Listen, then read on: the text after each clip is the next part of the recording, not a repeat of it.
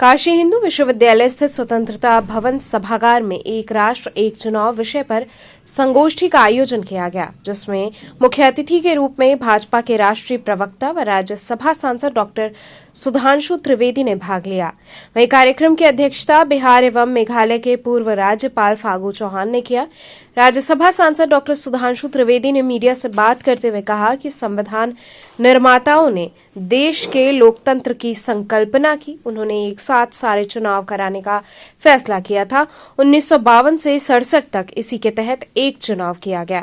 देश के आर्थिक विकास के लिए एक कंसल्टेंट होकर काम करने के लिए, देश के आर्थिक संसाधनों के बेहतर समन्वय के लिए, राजनीति में स्वस्थ प्रतिस्पर्धा, एक सिलेक्ट होने पर सारे प्रधानमंत्री एवं मुख्यमंत्री मिलकर काम करें, जिससे समाज में सामाजिक समरसता बनी रहे। चुनाव का जो वातावरण बना रहता है वो बार बार न आए, इसलिए यह आवश्यक है कि इसको लेकर प्रधानमंत्री नरेंद्र मोदी द्वारा एक कमेटी का गठन किया गया है।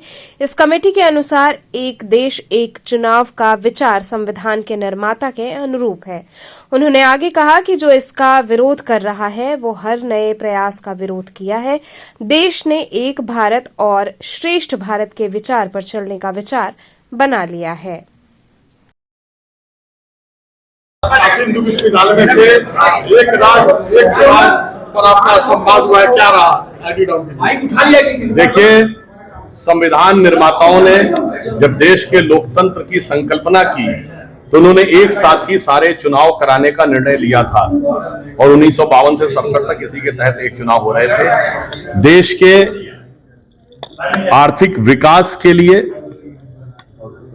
कंसंट्रेट होकर काम करने के लिए, देश के आर्थिक संसाधनों का बेहतर समन्वय के लिए, राजनीति के में स्वस्थ प्रतिस्पर्धा और एक दूसरे के प्रति, यानी एक बार सेलेक्ट हो जाए फिर सारे मुख्यमंत्री और प्रधानमंत्री मिलकर काम करें और समाज में सामाजिक समरसता बेहतर रहे, ताकि चुनाव का जो एक सरचार्ज एटमॉस्फेयर होता है वो बार बार ना आए। इन सब के लिए ये आवश्यक है और इसीलिए माननीय प्रधानमंत्री जी ने और हमारी सरकार ने कमेटी का गठन किया है और यह कमेटी के गठन के अनुसार एक देश एक चुनाव का जो विचार है ये संविधान के निर्माताओं के मूल भाव के अनुरूप है। और जो लोग इसका विरोध कर रहे हैं उन्होंने हर नए प्रयास का विरोध किया था।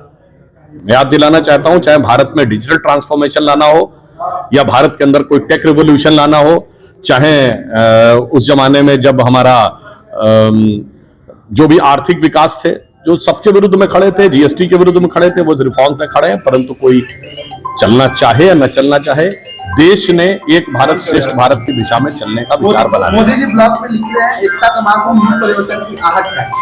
बिल्कुल, इस महाकुंभ ने हमें संदेश दिया है। महाकुंभ का ये संदेश, एक रहेगा भारत देश। और गंगा की धारा, आज काशी की भूमि पर है तो गंगा की धारा हमें क्या दिखा रही है? गंगा की अविरल धारा, न बटे समाज हमारा। और जो लोग समाज को बांटना चाहते थे टुकड़े टुकड़ों में और फिर एक टुकड़े को किसी कट्टरपंथी टुकड़े के साथ मिलाकर सत्ता के एक टुकड़े को पाना चाहते थे, उनके अरमान इसमें बहते हुए नजर आए हैं। तो इसलिए उनकी छटपटाहट और बौखलाहट समझी जाती है। लेकिन करोड़ों लोग गए लेकिन गांधी परिवार नहीं दिखाई दिया। इसके लिए कहा गया, सकल पदार्थ है जगमाही, कर्महीन नर पावत नहीं।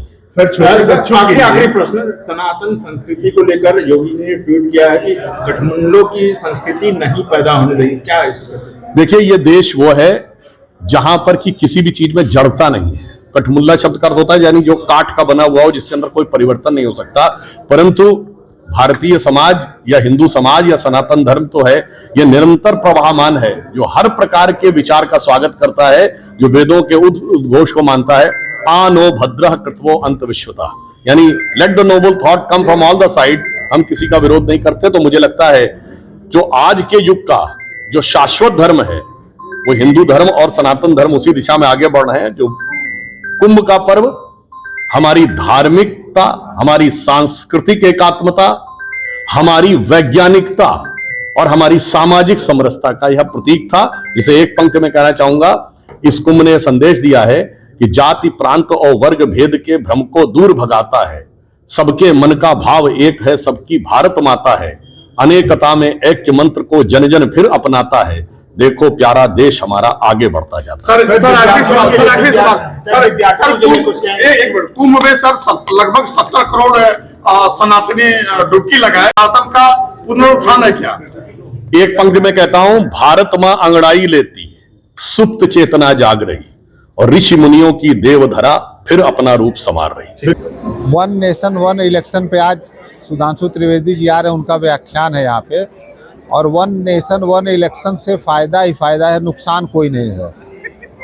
क्या फायदे हैं? अब इस पे फायदा सबसे बड़ा तो एक आर्थिक भी फायदा है, एक साथ होगा। दूसरे एक बेनिफिट इसका सबसे बड़ा ये मिलेगा कि जब अगर पूरे देश में एक साथ इलेक्शन होता है तो जो स्टेट में जहाँ संभवतः स्टेट और सेंट्रल की दोनों सरकारें सेम बनेंगी, उससे आपस का वैमनस्य खत्म होगा और स्टेट का विकास होगा। एक तो ये भी है।